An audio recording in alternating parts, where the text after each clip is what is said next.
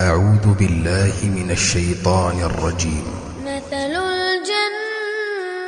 التي وعد المتقون فيها أنهار من ماء غير آسن وأنهار من لبن لم يتغير طعمه وأنهار من خمر لذة للشاربين وأنهار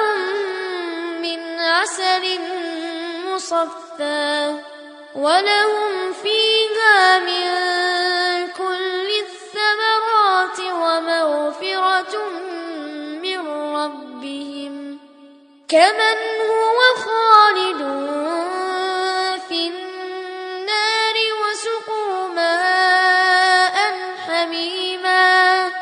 وسقوا ماء حميما فقط